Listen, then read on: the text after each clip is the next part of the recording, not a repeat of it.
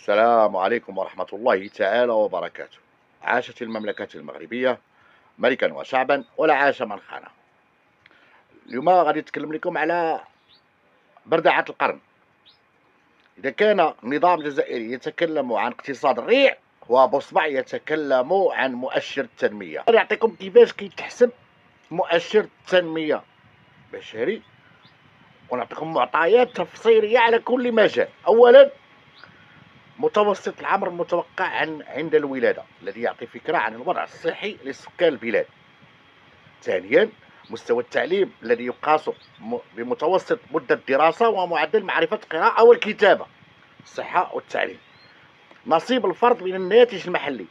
نصيب الفرد نصيب الفرد واعر هذا، محسوبا على أساس تعادل القوة الشرائية بوفوار داشا، ريبارتيسيون دي ريشيس بوفوار داشا، أي كمبلغ يضمن نفس القوة الشرائية في جميع البلدان.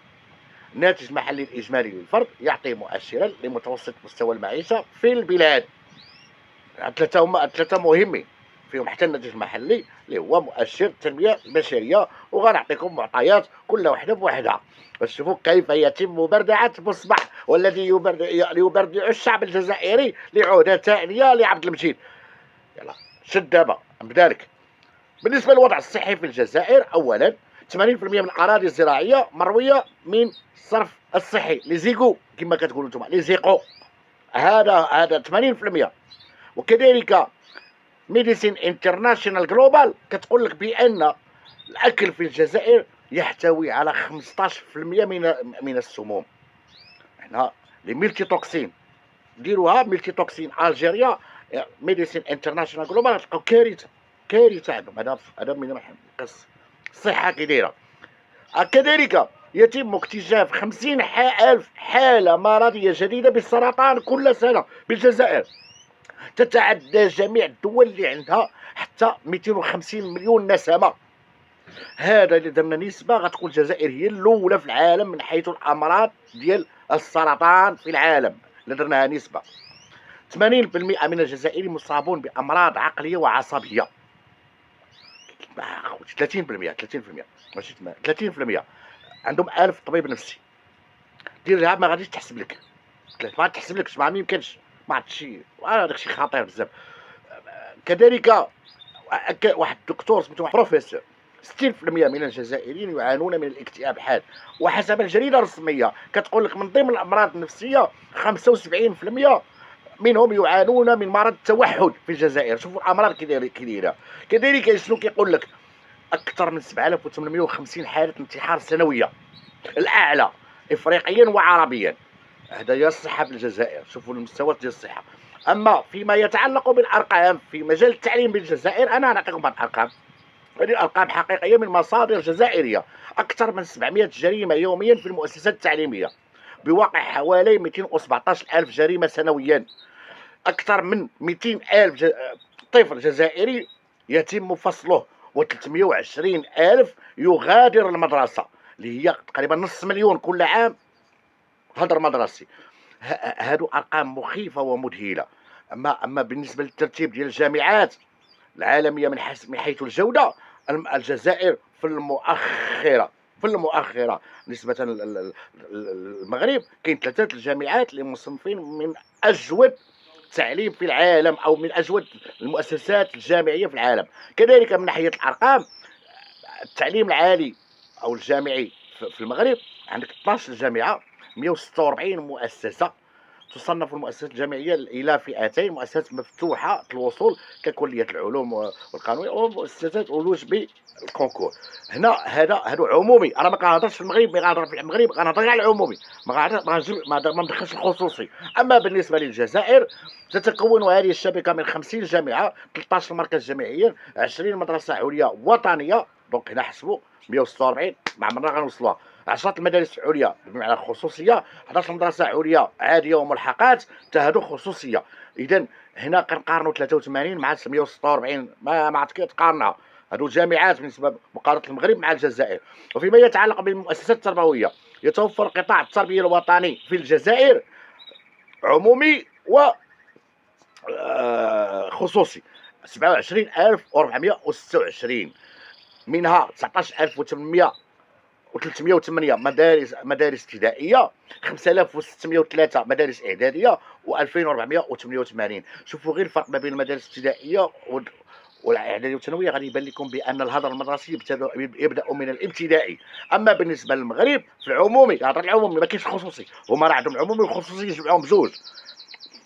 بلغ اجمالي عدد المؤسسات التعليميه 11990، منها 6595 في الريف، بمعنى في القرى، في الجبال، في الاماكن البعيده، موزعه بين 8280 مؤسسه في المرحله الابتدائيه، 2185 مؤسسه في المرحله الثانويه، و1444 مؤسسه في المرحله الثانويه التاهيليه.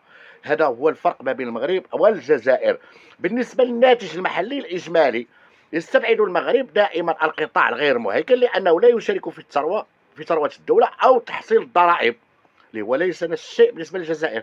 الجزائر تحصي القطاع المهيكل وكتدخلوا في الناتج المحلي، باش تكونوا عارفين هذه القضيه. كذلك حتى بالنسبه للمؤشر ديال البطاله، المغرب كيحيد هذوك اللي كيكونوا في القطاع الغير مهيكل، كيحسبهم بطالين، كيدخلهم في البطاله. اما الجزائر لا، كتحسبهم خدامين باش كتنقص من مؤشر البطاله. شوفوا على التلاعب وعلى التبرديع كي داير.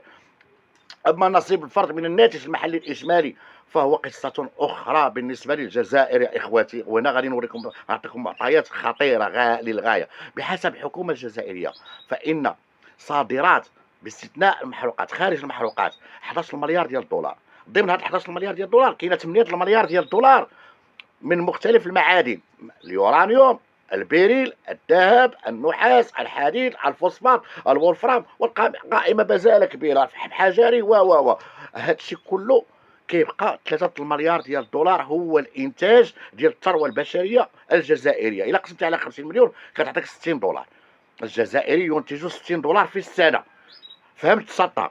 اما بالنسبه للمغرب فان الثروه المعدنيه للمغرب من الفوسفات الخام، وهنا كنقول الفوسفات الخام، ليس الانتاج عبر الفوسفات سميتو الاسمده وغيره. هنا كنهضر معاك الفوسفات الخام باش نوضحوا الامور.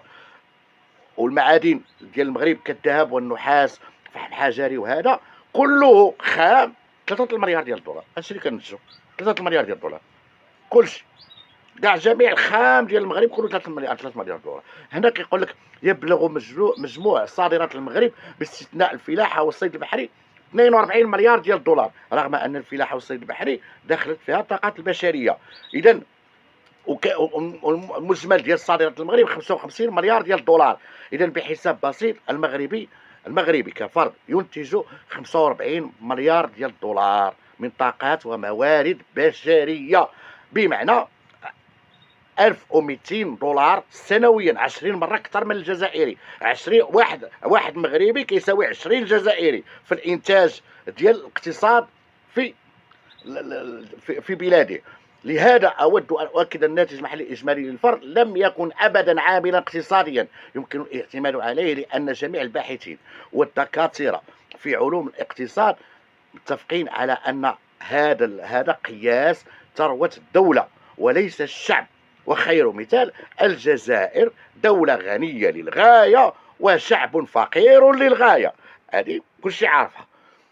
من جهة أخرى، وبحسب الأرقام التي يتم تمويهها بالطبع من النظام الجزائري لعهدة ثالثة أو ثانية ديال عبد المجيد، فإن مؤشر القوة الشرائية بين المغرب والجزائر ضئيل جدا، 37 12 32 13. ولكن مدعم من الجزائر. يبلغ متوسط الراتب الجزائري 262 اورو، متوسط الراتب المغربي 362 اورو، فرق كبير في الدخل هنا، مما يجعل متوسط الراتب بالنسبه للقوه الشرائيه للجزائري 8.15، اما المغربي 11.26، احسن بكثير من الجزائري. ويسمى هذا المستوى المعيشي المتوسط للسكان. من ناحية أخرى، حاليا للحصول على رؤية كاملة لتوزيع الثروة بين السكان، نتحدث عن نوعية الحياة أو جودة الحياة. يحتل المغرب المركز الأول إفريقيا، متصدرا على مصر وجنوب إفريقيا، الجزائر تحتل المرتبة 19 إفريقيا ومورا الصومال، ويحتل المغرب حسب نوبيو المركز 66 عالميا من حيث جودة الحياة، والجزائر غير مصنفة ضمن 180 دولة.